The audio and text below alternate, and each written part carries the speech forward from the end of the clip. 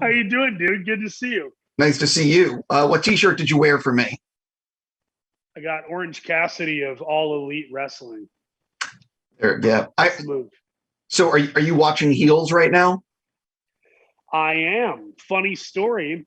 I got a copy of Heels 3 years ago, back when it was like doing pilot season, in like 2019 or something. And I sent it to Cody Rhodes and said, I think you should star in this show.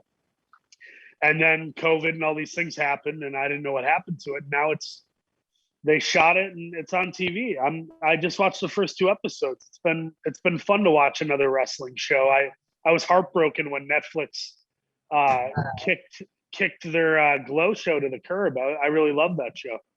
I was hoping they were going to get their last season. I was very disappointed that they pulled it.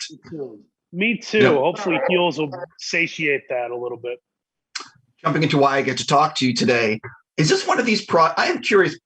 Can be very funny, and I'm curious, when you are stepping on set for something like this, how much are the directors asking you to sort of add to your character, and how much do you feel sort of obligated to just what's on the page? It depends. I don't get to do comedy. Well, I shouldn't say that. I probably do half drama, half comedy at this point. But when I do comedy, I always consider what the project is. So back when I did Cobra Kai for season 2, I had a million alt lines and ad libs and improvs to put in, but that show has a million characters. So you can't elongate things as much because it has to be succinct in their world that they've created.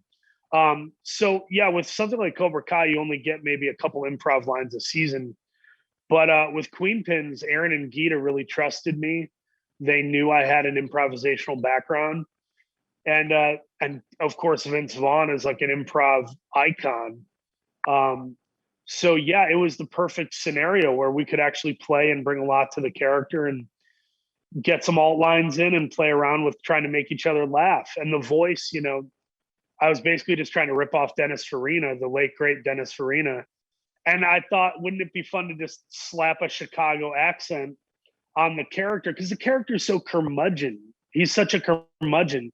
And I thought that voice would kind of age him up, even though he's like probably 35 years old, One of the things about this movie that I think everyone can sort of relate to coupons and wanting to get the best deal. I think that's one of it's one of the reasons I think people are going to watch this, because everyone wants to get a great deal. Can you sort of talk about like what you enjoyed about the script or the coupon aspect of the film?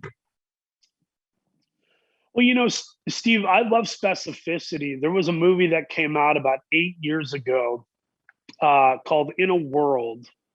And I love that movie so much. My buddy Lake, of course, famously wrote, directed, and starred in it. But that movie was so specific, the world of voiceover.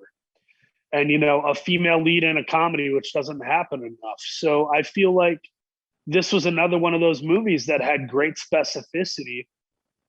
And what is the American dream for the couponing type? And what does that look like? And I think Kristen and Kirby really beautifully brought that to life. The screenplay really brought it to life. And at the end of the day, this is a movie I would go see with like my siblings or my family. Like, it's a movie that I think you should definitely go see with multiple people. Not just like I'm looking at box office receipts. I just mean like, at the end of the day, you got to laugh with people, especially in the dark time our nation is in right now. So hopefully people get that out of Queenpins. That was our intent when we made it. Yeah, I had a blast watching. But anyway, I got to stop. They're going to throw me out. So I'm just going to say congrats on all your success recently. I wish you nothing but the best. Dude, it's always a pleasure to talk to you, man. I hope you're doing well. I am. You too, man. Have a great day.